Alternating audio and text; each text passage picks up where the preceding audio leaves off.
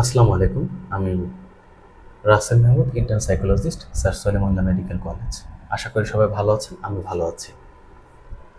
আজকে যে টপিকসটা নিয়ে আলোচনা করব সেটি আপনাদের জন্য অত্যন্ত গুরুত্বপূর্ণ। আমরা অনেক সময় শারীরিক এবং মানসিকভাবে অসুস্থ হলে চ্যাট জিপিটি অথবা গুগল ক্রোম অথবা বিভিন্ন ব্রাউজারে গিয়ে বিভিন্নভাবে সার্চ করি আমাদের সমস্যা নিয়ে।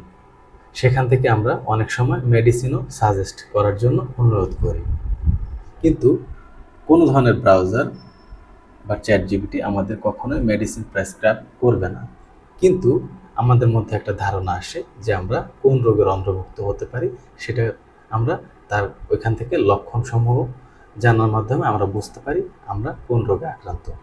তো আমি শেষ যে ক্লায়েন্টটি দেখেছি, সে আমাকে প্রথমে এসে বলে আমি ADHD, attention deficit hyper activity ডিসঅর্ডারের ভুগছি।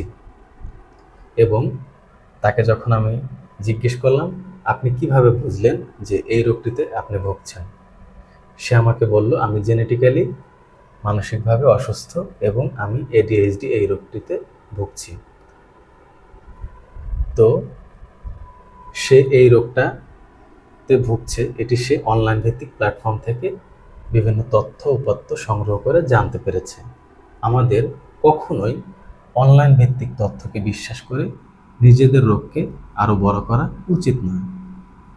অনলাইনে শুধুমাত্র এআই সফটওয়্যার সমস্ত ডাটাকে কালেক্ট করে আপনাকে একটা সিদ্ধান্ত দিতে পারে, কিন্তু আপনার মেডিকেল রিপোর্ট অনুযায়ী আপনাকে কখনোই রোগের ক্রাইটেরিয়াতে ফেলতে পারবে না আপনি কোন রোগে অন্তর্ভুক্ত। এজন্য আপনি অসুস্থ শারীরিক কিংবা মানসিক যেখানেই ভোগেন না কেন, আপনাকে অবশ্যই নিকটস্থ একজন ডাক্তারের শরণাপন্ন হওয়া উচিত। কারণ আপনি যখন নিজেই বিশ্বাস করবেন যে আপনি এক ধরনের মানসিক বা শারীরিক রোগে আক্রান্ত, তখন সেই চিন্তা থেকেই আপনি অসুস্থ হতে শুরু করবেন। আপনি যদি নিজে মনে করেন যে আমি সুস্থ, তাহলে আপনার ভিতরে রোগ থাকা সত্ত্বেও আপনি সুস্থতা অনুভব করবেন এবং ধীরে ধীরে সুস্থ হয়ে উঠবেন। কিন্তু আপনি যদি অনলাইন ভিত্তিক কোনো প্ল্যাটফর্ম থেকে নিজেই ডায়াগনোসিসের মাধ্যমে জানার চেষ্টা করেন যে আমি কোন রোগের অন্তর্ভুক্ত, এবং একটা ক্রাইটেরিয়ার উপর বেস করে যদি আপনি নিজে ডিসিশন নেন যে আমি একটি রোগে আক্রান্ত, তাহলে আপনার সেই রোগটি আরও দিনে দিনে বড় হতে থাকবে। তাই এই ভুলটি কখনোই করা যাবে না যে আমি এই রোগে আক্রান্ত।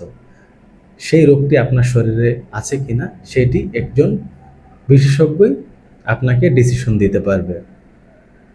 আমার ক্লায়েন্টটি এসে যখন বলল যে আমি এই রোগটিতে আক্রান্ত এবং এটি তার জেনেটিক্যাল সমস্যা, তো আমি যখন তার হিস্ট্রি নিয়ে জানতে পারলাম তার রোগটি অল্প কয়েকদিন আগে থেকে দেখা দিয়েছে, যেটি তার পারিবারিক সমস্যার কারণে উদ্ভূত হয়েছে।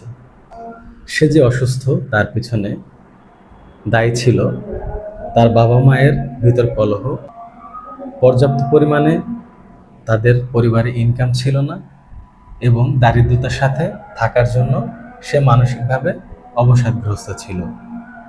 সে তার পরিবারকে নিয়ে অতিরিক্ত চিন্তা করত, যার জন্য সে পড়ালেখায় মনোযোগ হারায়। কিন্তু সে মনে করছিল তার মনোযোগ হারানোর পিছনে কারণ হচ্ছে এডিএইচডি নামক এই রোগটি। শুধুমাত্র মনোযোগ হারালেই যে এডিএইচডি এই রোগের অন্তর্ভুক্ত হবে তেমনটি কিন্তু নয়।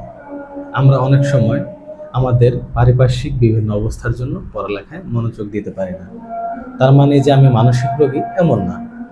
কিন্তু সে আমার কাছে যে দুইটি সমস্যা নিয়ে এসেছিল সেটি হচ্ছে গিয়ে সে মনোযোগ দিতে পারে না, তার জন্য সে এডিএইচডি নামক এই মানসিক ব্যাধিতে ভুগছে। আসলে কি সত্যি যে শুধুমাত্র মনোযোগের ঘাটতি হলেই এডিএইচডি নামক এই মানসিক রোগের অন্তর্ভুক্ত তাকে করা যাবে?